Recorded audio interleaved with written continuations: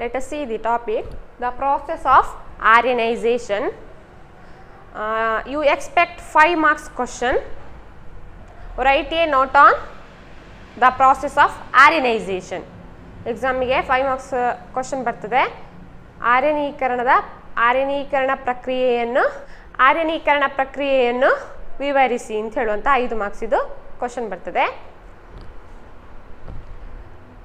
Process of Aryanization.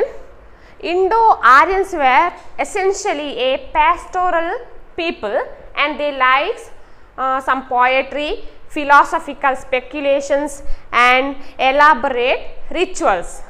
Indo-Aryans were essentially a pastoral people. They were the pastoral people and they more likes poetry, philosophical speculation and elaborate some rituals. ಅಂದರೆ Indo ಆರ್ಯನರು ಮೂಲತಃ ಪಶುಪಾಲಕರು. ಅವರು ಪಶುಪಾಲಕರಾಗಿದ್ದು ಕಾವ್ಯ, ತತ್ವಶಾಸ್ತ್ರ ಮತ್ತು ಕೆಲವೊಂದು ತತ್ವ ಆಚರಣೆಗಳಲ್ಲಿ ತಮ್ಮ ಒಲವನ್ನು ಇರಿಸ್ತಾರೆ ಅಥವಾ ಅತ್ಯಂತ ಹೆಚ್ಚು ಒಲವುಳ್ಳವರಾಗಿರ್ತಾರೆ. ಯಾರು? ಇಂಡೋ ಆರ್ಯನರು ಮೂಲತಃ ಪಶುಪಾಲಕರು, pastoral people, and they likes poetry, philosophical speculation and elaborate some rituals.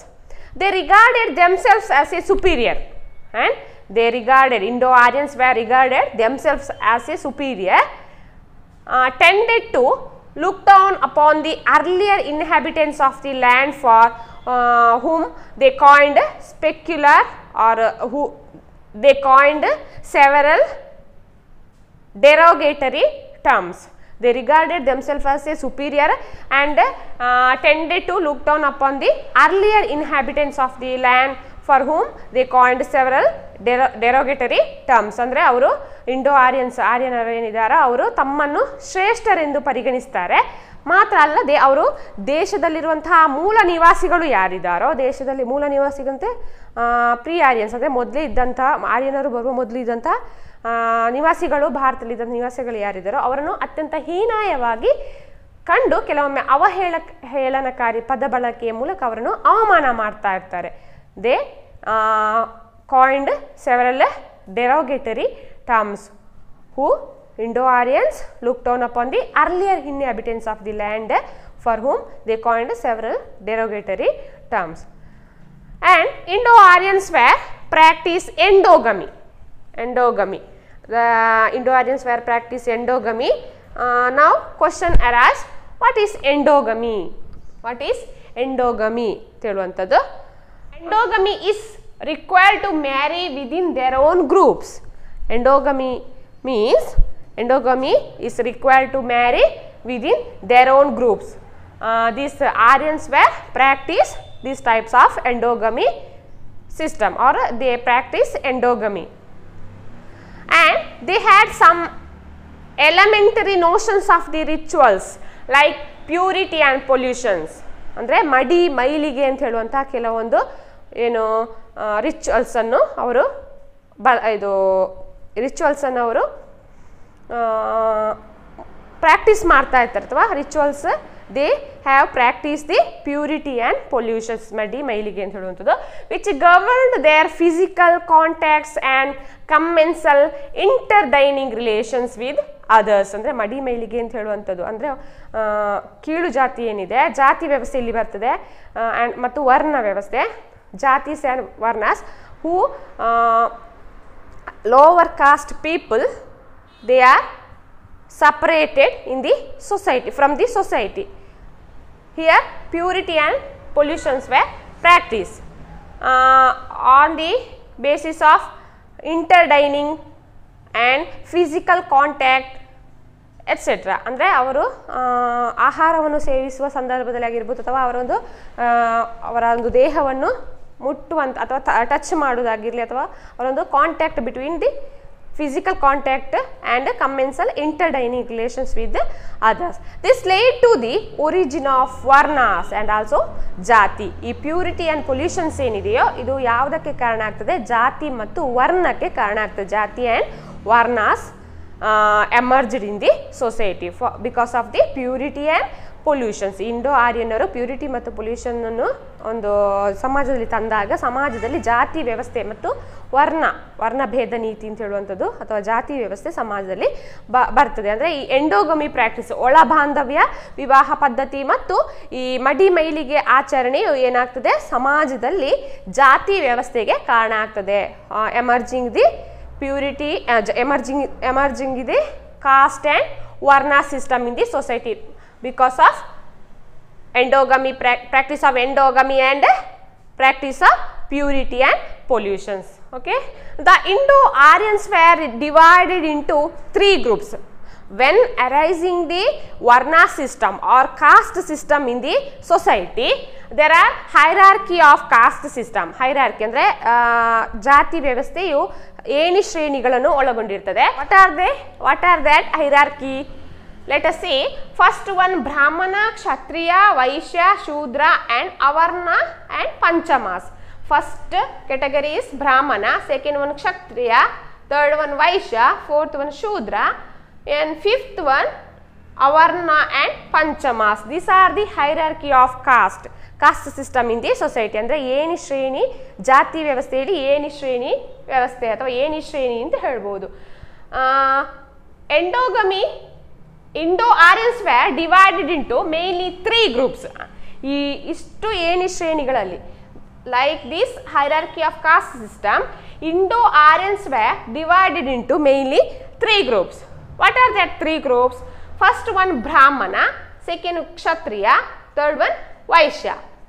Indo-Aryans were divided these 3 groups. Brahmana priest, Kshatriya or Rajanya, they are warriors. ಇವರು ಪೂಜೆ ಪುರಸ್ಕಾರಗಳನ್ನು ಮಾಡುವವರು ಬ್ರಾಹ್ಮಣರು, ವೇದ ಉಪನಿಷತ್ತುಗಳನ್ನು ಅವರು ತಿಳ್ಕೊಂಡಿರ್ತಾರೆ. ಎರಡನೇದು ಕ್ಷತ್ರಿಯಾಸ್ ಆರ್ ರಾಜನ್ಯಾಸ್, ಇವರು ಸೈನಿಕ ವೃತ್ತಿಯನ್ನು ಅಂದರೆ ವೃತ್ತಿಗೆ ಆಧಾರವಾಗಿ ಜಾತಿಯನ್ನು ಏಣಿ ಶ್ರೇಣಿಗೊಳಿಸಿರುವಂಥದ್ದು, because of their work or because of their occupation. Okay, then Vaishyas are cultivators, ಇವರು ಕೃಷಿಯನ್ನು ಮಾಡ್ತಿರುವಂಥವ್ರು ವೈಶ್ಯರು ಅಂತ ಹೇಳ್ತೇವೆ. ಬ್ರಾಹ್ಮಣರು, ಕ್ಷತ್ರಿಯರು, ವೈಶ್ಯರು. Next fourth one Shudras. These Shudra people are outside the Indo-Aryan group. Indo-Aryans were mainly 3 groups. They are Brahmana, Kshatriya, Vaishya. Then fourth hierarchy of caste, that is fourth varna was Shudras.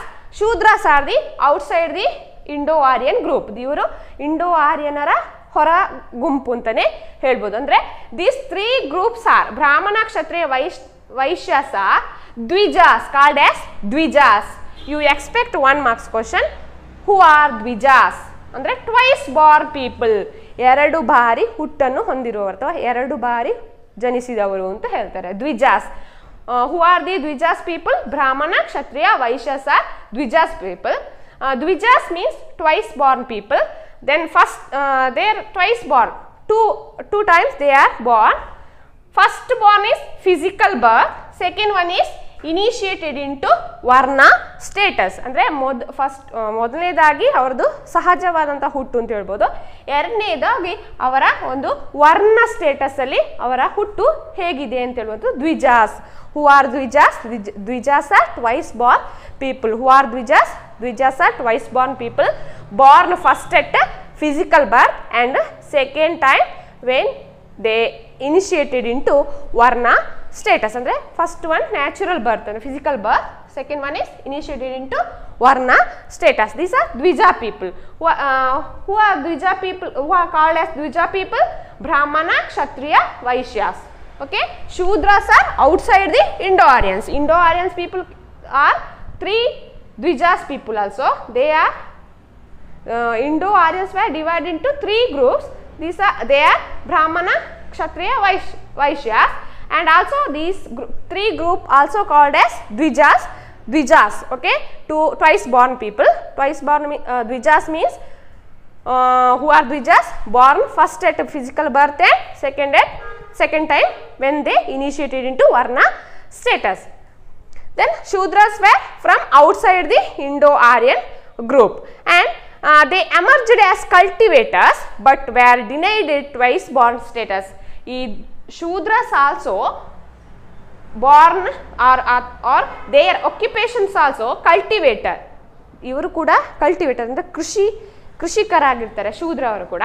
ಆದರೆ ಅವರ ಒಂದು ಸ್ಥಾನಮಾನಗಳು ಏನಿದಾವೋ ಅಥವಾ ಅವರ ಒಂದು ಈ ದ್ವಿಜಾಸ್ ಅಂತ ಏನು ಹೇಳ್ತೀವೋ ಅಥವಾ 2 ಬಾರಿ ಹುಟ್ಟು ಅಂತ ಹೊಂದಿರುವಂಥದ್ದು ಅವರು ಅದರಲ್ಲಿ ಡಿನೈಡ್ ಆಗಿರ್ತಾರೆ ಅಥವಾ ಅವರು ವಂಚಿತರಾಗಿರ್ತಾರೆ.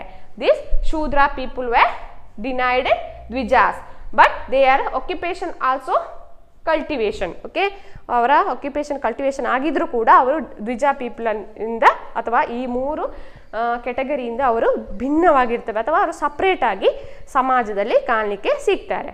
Then outside the 4th fold vertical varna structure there was a 5th group. Vertical structure, caste structure, there was a 5th group, that is avarnas. 5th group avarnas or panchamas. Avarnas or panchamas whose ethnic status was so low and their occupations also so degraded and polluted. ಅವಾರ್ನಾಸ್ ಅಂತ ಏನು ಹೇಳ್ತೀವೋ ಅಥವಾ ಪಂಚಮರು ಅಂತೀವಿ, ಪಂಚಮಾಸ್ ಅಂತ ಏನು ಹೇಳ್ತೀವೋ ಅವರ occupations ಏನಾಗಿರ್ತದೆ very degraded and polluting. ಈ ಎಲ್ಲ ವರ್ಣಗಳು ಕೂಡ ಅವರದೇ ಆದಂಥ ಒಂದು ಆಕ್ಯುಪೇಷನ್ ಆಧಾರದ ಮೇಲೆ ಏಣಿ ಶ್ರೇಣಿಗಳಾಗಿರ್ತವೆ. On the basis of occupation varnas are found in the society. In that 5th category is avarnas or panchamas. This were the here in this category, people of in this category are very degraded and polluting and their occupations also so degraded and polluting in the society. How their occupation is very polluting? Because they worked in the society as a sweeper and carrying dead bodies or dead bodies, both animals and birds and human being also, and they cleaning they are working in worked as drainage cleaners, sweepers and then and carrying dead bodies. Okay, like this they working in the society, so their occupation is or their occupation so degraded and polluting in the society. Jatis depending upon their origins and the nature of their occupations, each varna had its own hierarchy of jatis. Each varna has its own hierarchy of jati and it is based on the occupation. ಅಂದರೆ ಈ ಎಲ್ಲ ವರ್ಣಗಳು ಅಥವಾ ಜಾತಿ ವ್ಯವಸ್ಥೆ ಅಂತ ಹೇಳುವಂಥದ್ದು ಏನು ವೃತ್ತಿಯ ಆಧಾರದ ಮೇಲೆ ಸಮಾಜದಲ್ಲಿ ಅಥವಾ ಸೊಸೈಟಿಯಲ್ಲಿ ಸಮಾಜದಲ್ಲಿ ಏನೇ ಶ್ರೇಣೀಕೃತವಾಗಿ ಇದೆ ಅಂತ ಹೇಳ್ಬೋದು. ಓಕೆ, ಬ್ರಾಹ್ಮಣ ಅವರ ಆಕ್ಯುಪೇಷನ್ ಏನು ಅಥವಾ ಬ್ರಾಹ್ಮಣಾಸ್ ಆಕ್ಯುಪೇಷನ್ ಈಸ್ ಪ್ರೀಸ್ಟ್ ಅಂದರೆ ಪ್ರೀಚ್ ಮಾಡುವಂಥದ್ದು. Next Kshatriyas were in busy in warriors ಅಂದರೆ ಸೈನಿಕರಾಗಿ ಅಥವಾ ಯುದ್ಧಗಳಲ್ಲಿ ಅವರು ಹೋರಾಟ ಮಾಡುವಂಥದ್ದು. Next Vaishyas are cultivators and Shudras also cultivators, but they are denying the society and they are outside the Dvijas group. Okay, then 5th one Panchamas or Avarnas, their occupation also very low in the their occupation also very degraded and polluting and their status also very low in the society. Okay, next topic in the process of Aryanization, the major difficulties in the process of Aryanization. ಆರ್ಯನೀಕರಣ ಪ್ರಕ್ರಿಯೆಯಲ್ಲಿ ಉಂಟಾದಂತಹ ತೊಡಕುಗಳು ಅಥವಾ ಅಡಚಣೆಗಳು ಯಾವುದು ಅಂತ ಹೇಳುವಂಥದ್ದು. In the process of Aryanization there are 3 main difficulties. Let us see one by one. First one, tribal groups refused to be absorbed. ವಿಲೀನಕ್ಕೆ ಬುಡಕಟ್ಟು ವರ್ಗಗಳ ಅಥವಾ ಬುಡಕಟ್ಟು ಸಮೂಹಗಳ ವಿರೋಧ. Tribal groups refused to be absorbed. Some tribal groups like Jarvas, Panians, Kadar, Irula were refused to be absorbed and choose to reside to inaccessible forest and hills. ಏನು ಈ ಕೆಲವೊಂದು ಬುಡಕಟ್ಟು ಸಮೂಹಗಳು ಆರ್ಯರ ಜೊತೆ ವಿಲೀನವಾಗಲು ನಿರಾಕರಣೆ ಮಾಡ್ತವೆ. Some tribal groups like Jarvas, Panian, Kadar, Irulas were refused to be absorbed and choose to reside to accessible forest and hills. Many of them still maintain their separate identities. ಅಂದರೆ ಈ ಬುಡಕಟ್ಟು ಸಮೂಹಗಳು ಆರ್ಯರ ಜೊತೆ ವಿಲೀನವಾಗಲು ನಿರಾಕರಿಸ್ತವೆ. ಯಾಕೆಂತ ಹೇಳಿದ್ರೆ ಇವರು ದುರ್ಗಮ ಅರಣ್ಯ ಮತ್ತು ಪರ್ವತಗಳಲ್ಲಿ ನೆಲೆಯೂರುದು. ಈ ಟ್ರೈಬಲ್ ಬುಡಕಟ್ಟು ಅಥವಾ ಟ್ರೈಬಲ್ ಪೀಪಲ್ಸ್ ಆರ್ ಬುಡಕಟ್ಟು ಸಮುದಾಯ ಏನಿದೆಯೋ ಅದು ಅವರ ಒಂದು ಲಿವಿಂಗ್ ಎಲ್ಲಿರ್ತದೆ, ದುರ್ಗಮ ಅರಣ್ಯಗಳು, or they are living in forest and they are denied to living in the society or they are refused to live in the Aryan group or in the society.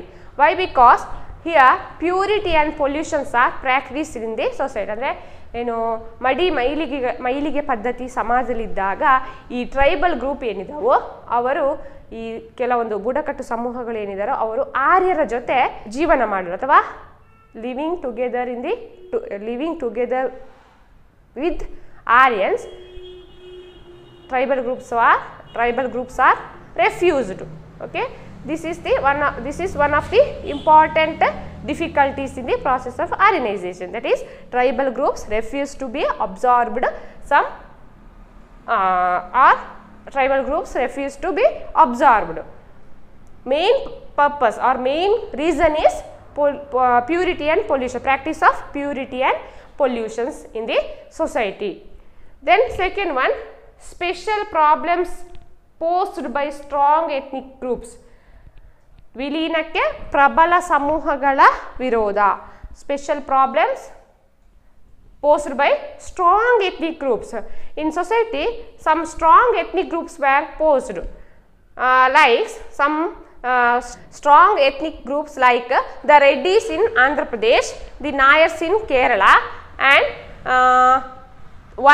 Yarava in Tamil Nadu and Marathas in Maharashtra were economically and politically too powerful to be given Shudra status. ಅಂದರೆ ಕೆಲವೊಂದು ಪ್ರಬಲ ಸಮೂಹಗಳಾದಂತಹ ಏನು ಈ ಕೇರಳದ ನಾಯರಾಗಿರ್ಬೋದು ಅಥವಾ ತಮಿಳುನಾಡಿನ ಎರವ ಆಗಿರ್ಬೋದು, ಆಂಧ್ರ ಪ್ರದೇಶದ ರೆಡ್ಡಿಗಳಾಗಿರ್ಬೋದು, ಮಹಾರಾಷ್ಟ್ರದ ಮರಾಠರಾಗಿರ್ಬೋದು, ಇವರು ಏನಾಗಿರ್ತಾರೆ ಪ್ರಬಲ ಜನಾಂಗ ಅಂತ ಹೇಗೆ ಕರೀಬೋದು, who are called as strong ethnic groups like on the basis of their political, economic and social status in the society. On the basis of their political, economic and social status in the society, that called as they are called as strong ethnic groups. ಅಂದರೆ ಪ್ರಬಲ ಸಮೂಹಗಳು ಎಂಬುದಾಗಿ ಕರೀಬೋದು. ಅವರ ಒಂದು ರಾಜಕೀಯ, ಆರ್ಥಿಕ ಮತ್ತು ಅವರ ಒಂದು ಸಾಮಾಜಿಕ ಅಂತಸ್ತನ್ನು ನೋಡಿಕೊಂಡು ಅವರು ಪ್ರಬಲ ಸಮೂಹ ಅಂತ ಹೇಳ್ಬೋದು.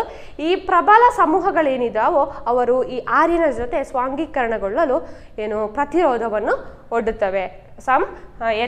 some strong ethnic groups are denied or they are opposed to live with the Aryan people. This second, that is special problems posed by strong ethnic groups. Earlier phase of Aryanization was characterized by some cultural conflict and warfare. Much accommodations and compromise were also taking place. The Indo-Aryans were gradually emerging from the pastoral to an agricultural economy. ಇವರು ಕ್ರಮೇಣವಾಗಿ ಪ್ಯಾಸ್ಟೋರಲ್ people ಇದ್ದದ್ದು ಅಂದರೆ ಪಶುಪಾಲಕರಾಗಿದ್ದವರು ನಿಧಾನವಾಗಿ ಕೃಷಿಗೆ ಅವರ ಒಂದು ವೃತ್ತಿಯನ್ನು ಕೃಷಿಗೆ ಅಥವಾ ಕೃಷಿಗೆ ಅವರು ತಮ್ಮನ್ನು ತೊಡಗಿಸಿಕೊಳ್ಳಲಿಕ್ಕೆ ಕಾರಣ ಆಗ್ತದೆ ಅಥವಾ ಕೃಷಿಕರಾಗಿ ಅವರು ಜೀವನ ಮಾಡ್ತಾರೆ. ಈ Indo Aryans were gradually emerging from the pastoral to an agriculture economy. This necessitated greater harmony with the older inhabitants. In any case of some kind of synthesis between them was already taking place. As a result, the non-Aryan adopted some elements of Indo-ritual and their philosophy of social organization while retaining their own ethnic and regions identities, and pluralism was being stabilized and a cultural mosaic being formed. ಏನು ಪ್ರಾರಂಭಿಕ ಅಥವಾ ಆರ್ಯನೀಕರಣ ಪ್ರಕ್ರಿಯೆಯು ಪ್ರಾರಂಭಿಕ ಹಂತದಲ್ಲಿ ಗಣನೀಯವಾದ ಸಾಂಸ್ಕೃತಿಕ ಸಂಘರ್ಷ ಯುದ್ಧ, ಕೆಲವೊಮ್ಮೆ ಹೊಂದಾಣಿಕೆ ಮತ್ತು ಒಪ್ಪಂದಗಳು ಕೂಡ ಕಂಡು ಬರ್ತವೆ. Earlier phase Aryanisation were characterised by some cultural conflict and warfare. Then they are also accommodations and compromise were also taking place. Compromise ಕೂಡ ಅಥವಾ ಅಂದರೆ ಹೊಂದಾಣಿಕೆಗಳು ಕೂಡ ಸಮಾಜದಲ್ಲಿ ಕಂಡು ಬರ್ತವೆ.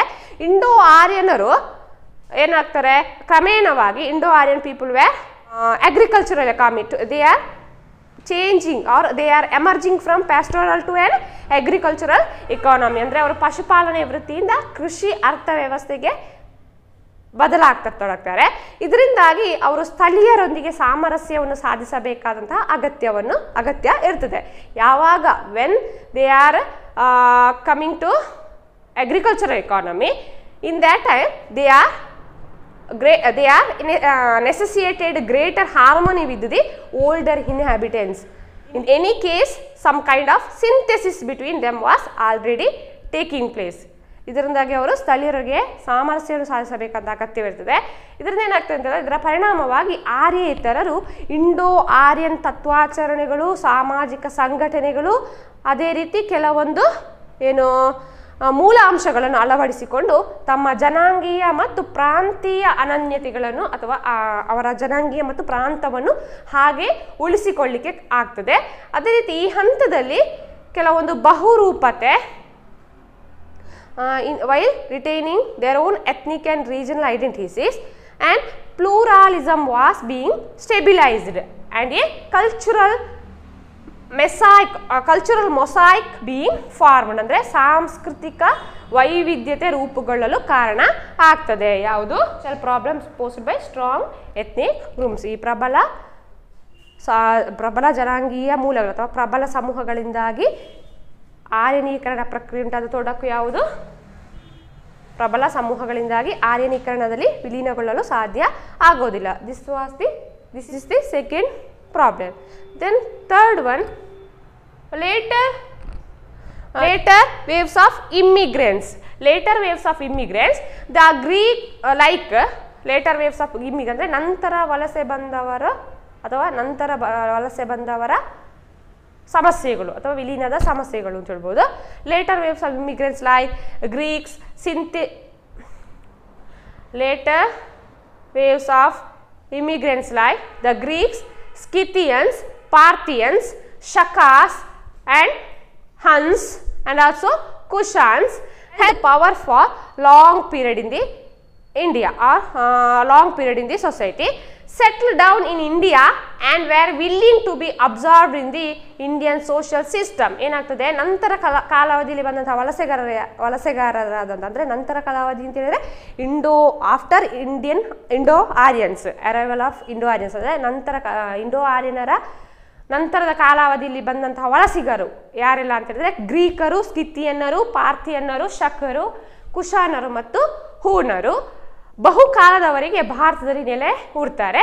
ಮಾತ್ರ ಅಲ್ಲದೆ they are administrating the India, they are settle out in India and we are willing to be absorbed into the Indian social system ಅಂದರೆ ಸಾಮಾಜಿಕ ವ್ಯವಸ್ಥೆಯಲ್ಲಿ ಅವರು ಬದಲಾವಣೆ ಮಾಡ್ತಾರೆ ಮತ್ತು ಭಾರತದ ನೆಲೆಯೂರಿ ಕೆಲವೊಂದು ಅಗತ್ಯವಾದಂತಹ ಭಾರತೀಯ ಸಾಮಾಜಿಕ ವ್ಯವಸ್ಥೆಯಲ್ಲಿ ಸ್ವಾಂಗೀಕರಣಗೊಳ್ಳುತ್ತಾರೆ.